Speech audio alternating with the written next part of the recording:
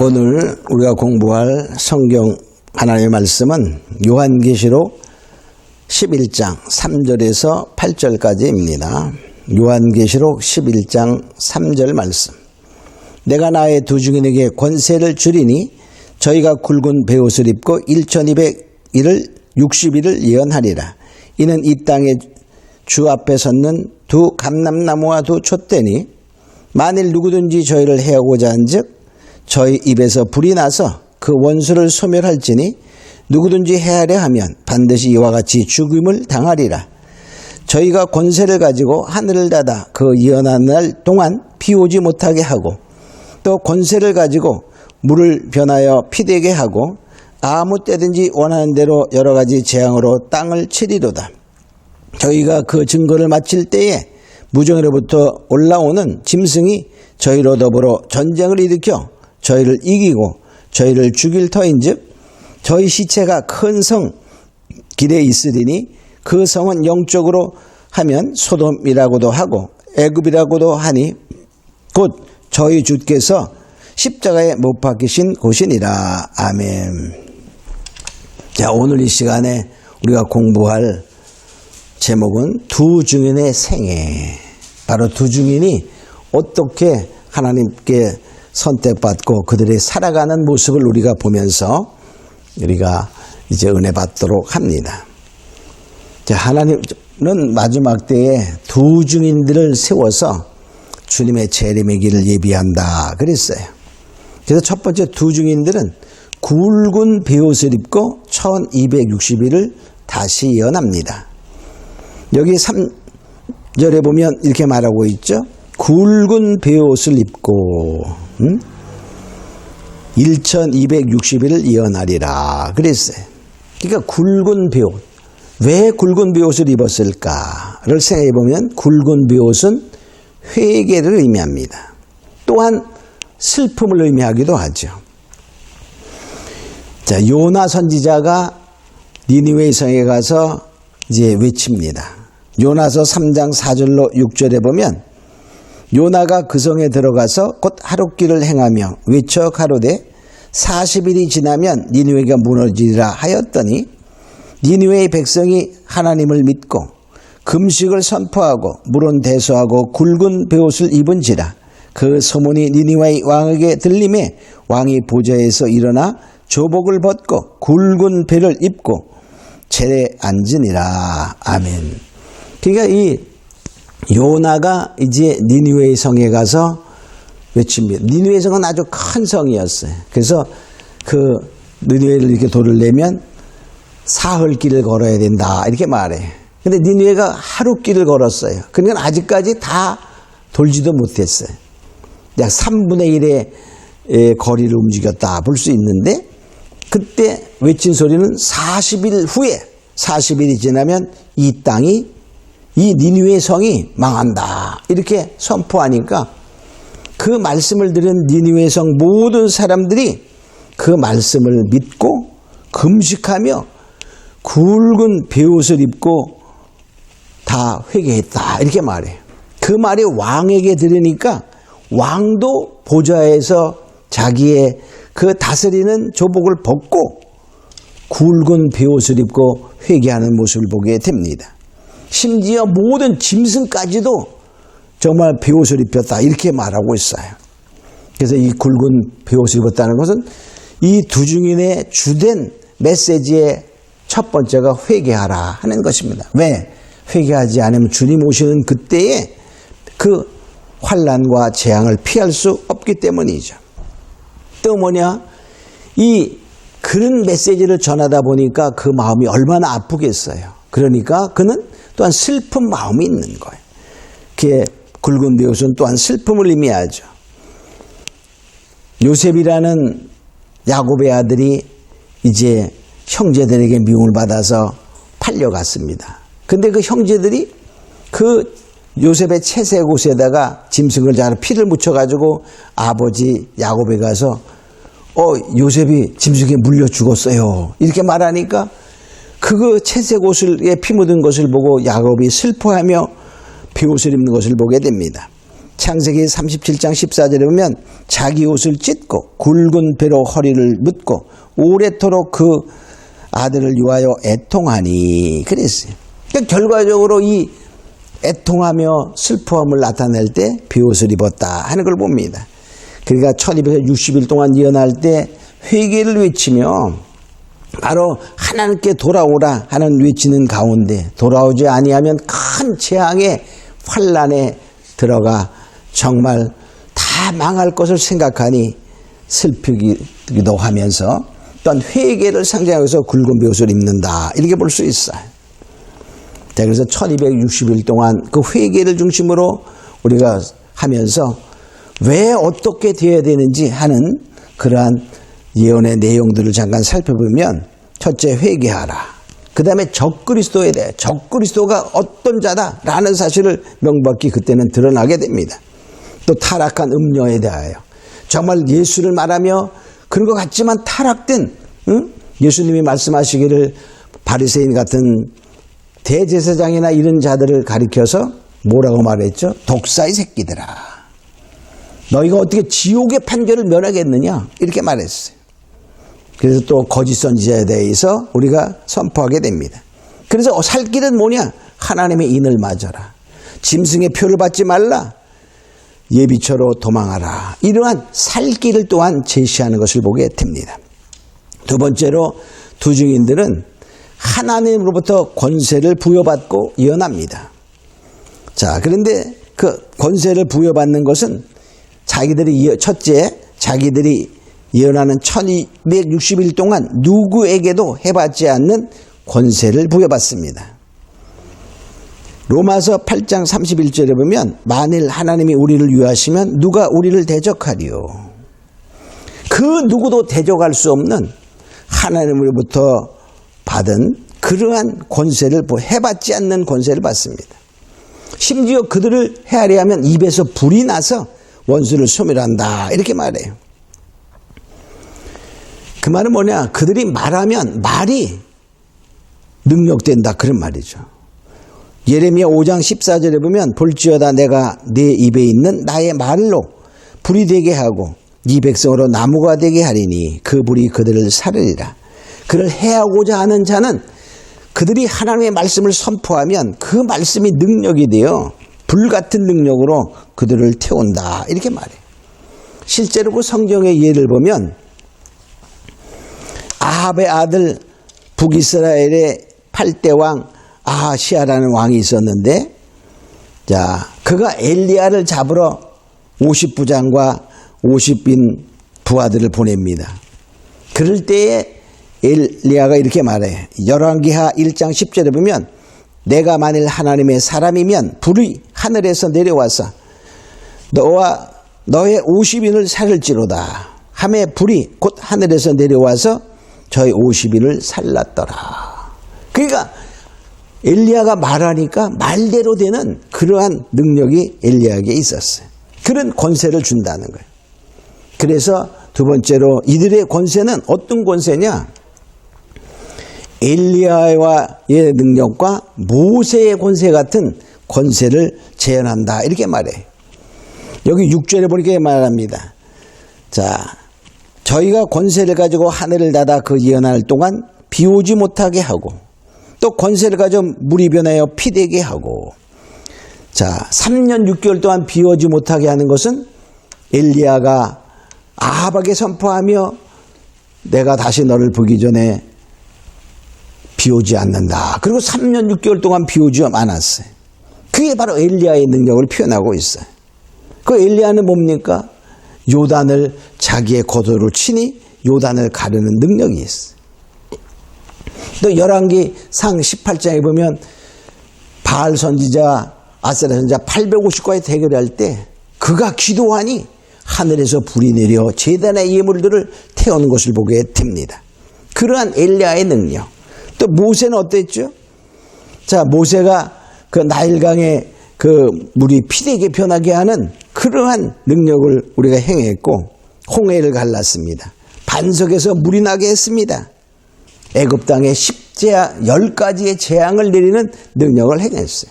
모세와가 아주 두 손 들었습니다. 엘리야 시대에는 아합왕이 손을 들었어요. 바로 이것은 뭡니까? 엘리야 시대의 아합왕이나 모세 시대의 바로왕 바로는, 즉 애굽왕 바로는 적그리스도의 모형이에요. 그러니까 엘리야와 모세의 능력의 권세를 가지고 적그리스도가 그들을 해할 수 없는 예언하는 1260일 동안 바로 적그리스도를 이길 수 있는, 적그리스도가 대항할 수 없는 그러한 권세를 부여받는다, 그런 것입니다.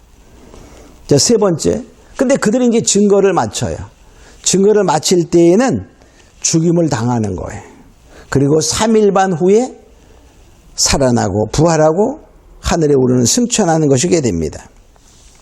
1260일 동안 그들은 절대로 누구도 손대지 못하는, 방해하지 못하는 그 능력을 가지고 사명, 다시 예언의 그 주님의 재림을 예비하는 사명을 감당하게 되죠. 근데 증거를 마칠 때에 이렇게 말하고 있어요. 여기 보니까 7절에 증거를 마칠 때 무정에로부터 올라오는 짐승, 그러면 사단 마귀입니다. 그 사단의 권세가, 즉 사단 적그리스도가, 무정에서 오는 짐승이 저희를 이긴다 그랬어요. 그러니까 이 두 증인들은 이제 사명을 다 감당했어요. 그래서 이제 하나님께서 하나님의 계획대로 하시는 거예요. 예수님이 이 세상에 오셔서 죽으신 것은 힘과 능이 없어 죽은 게 아니에요. 하나님의 계획을 이루고 구원의 역사를 이루기 위해서 죽으신 것처럼 이들도 사명을 다 감당해서 이제 하나님이 이제 다 주님의 재림의 준비가 이를 시킨 그 사명을 끝났기 때문에 그들을 죽게 만들어요. 그렇지만 그 죽음은 새로운 삶의 영원한 삶을 위한 하나님의 모략이라는 사실을 알아야 돼요. 그래서 바로 죽임을 당하고 그랬어요. 그리고 여기 보니까 3일 반 후에 바로 하나님부터 생기가 저희 속에 들어가서 발로 일어나고 바로 이리로 올라오라 하는 말씀을 듣고 구름을 타고 올라갔다. 이렇게 11절 12절에 말하고 있지요. 자, 그런데 이것은 왜 하나님이 이렇게 하셨을까를 보면 하나님은 능치 못함이 없음을 우리가 아는 거예요. 자, 사단의 권세를 완전히 깨트리는 그러한 모습을 보여주는 거예요. 예수님이 골고다 언덕에서 십자가에 죽으실 때에 많은 사람들이 슬퍼하는 사람도 있었지만 구경거리로 만드신 것도 있는 거예요. 그래서 마찬가지로 이 두 증인들도 이들이 싫어하기 때문에 구경거리로 삼는 거예요. 그래서 장사하지 못하게 3일 반 동안 그 성에 내어놓고 장사하지 못하게 한다. 그렇게 했어요. 근데 거기는 뭐냐? 영적으로 말하면 소돔이요, 애굽이요, 바로 골고다다. 이렇게 말하고 있습니다. 그래서 우리가 이들이 죽어서 이제 구경거리가 되면 뭡니까? 사단은 신나네. 예수님도 십자가에 죽으실 때 사단은 기뻐했을 거예요. 야, 이제 내 세상이다. 예수님을 이제 죽였으니까. 이렇게 생각했지만 3일 후에 부활하심으로 사단의 권세가 완전히 사망 권세가 깨뜨려진 것을 보게 됩니다. 이것도 마찬가지로 소돔은 뭐죠? 옛날에 소돔성은 음란과 동성의 이 타락 방탕의 도시의 대표적이에요. 근데 오늘날도 뭐냐? 온 세계가 소돔화되고 있다는 거야. 자, 에스겔서 16장 49절 50절에 보면 이렇게 말해요. 내 아우 소돔의 제약은 이러하니 그와 그 딸들에게 교만함과 식물의 풍족함과 태평함과 함이 있음이요. 또 그가 가난하고 궁핍한 자를 도와주지 아니하며 거만하여 가증한 일을 내 앞에서 행하였습니다. 그러니까 오늘날 소돔의 죄가 뭐냐? 우리가 동성애 막 이런 것도 하지만 그 근본적인 원인은 어디서 있었냐면 그들의 교만함이 있었다는 거예요. 오늘날에 하나님을 대적하는 자들이 얼마나 많아요. 하나님을 믿는다 하면서도 정말 하나님을 욕되게 하는 자들의 교만함이 있어요. 또 풍족함, 태평함. 온 세계가 정말 우리나라도 그렇죠. 단군 이래로 제일 잘 사는 풍족함에 있는 거야. 또 뭡니까? 그러니까 우리가 예수를 믿으면서도 하나님의 뜻을 따르지 않고 자기의 자기의 향락, 쾌락을 사랑하는 모습을 많이 보죠. 그런 가증한 일을 행하는 거예요. 잘 믿음이 있다 하면서 믿음의 행동을 하지 아니하고 가증한 일을 하는 거예요. 온 세상이 소돔화되고 있어요. 그러니까 결과적으로 뭐냐? 이 영적으로 말하면 지금 온 세상의 타락상을 말한다고. 또 애굽입니다. 애굽은 뭐죠? 그 당시 세계의 가장 부한 나라였어. 또 지혜가 있는 곳이야. 근데 우상 숭배가 많았어. 또 주께서 십자가에 못 박히신 것, 즉 골고다. 그 말은 뭡니까? 하나님을 대적하고 사단이 정말 승리한 것처럼 승리를 선포한 곳이다. 이렇게 볼 수 있죠. 그러니까 결과적으로 세계 각처에서 이 골고다라는 말은 옛날에는 예수님이 혼자 유대에서 오셔서 정말 시간 이런 것을 제한받으면서 주님을 준비한, 초림을 준비한 자도 세례 요한 하나였어요. 근데 마지막에 주님의 재림은 한 곳에 오시는 게 아니잖아요. 번개가 동에서 서까지 번쩍인 것 같이 그렇게 동시적으로 세계에 임하여 오신다라고 말하고 있어요. 그러니까 바로 뭡니까? 준비하는 자들로 세계 도처에 있는 거예요.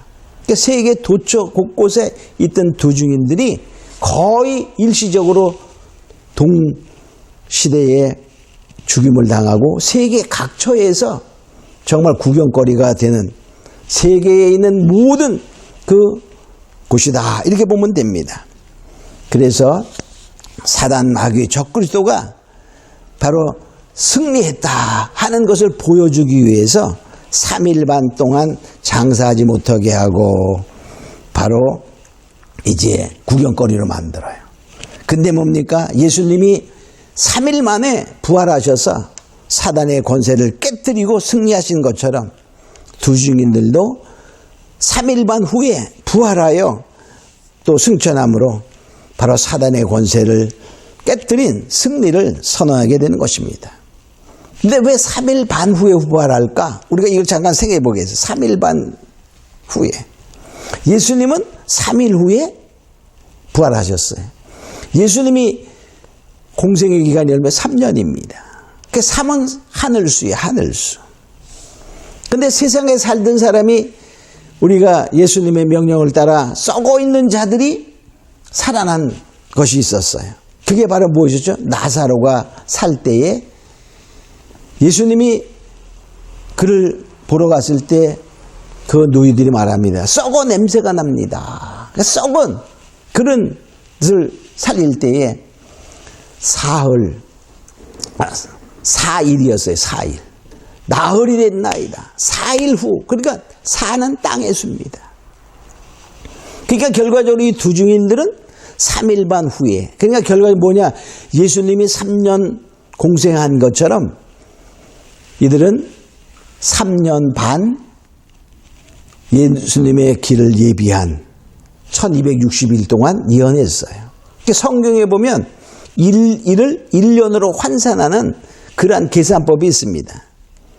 민수기 14장 34절에 보면 이스라엘 백성들이 이제 가나안을 탐지하고 돌아왔을 때에 여호수아 갈렙의 열탐적으로 막 불평하게 됩니다. 이러한 불평 원망 때문에 그들이 광야 40년이라는 세월을 우리가 걸어야 되는 40년이라는 세월 동안 광야의 길에서 헤매야 되는 그 원인이 이렇게 말하고 있어요.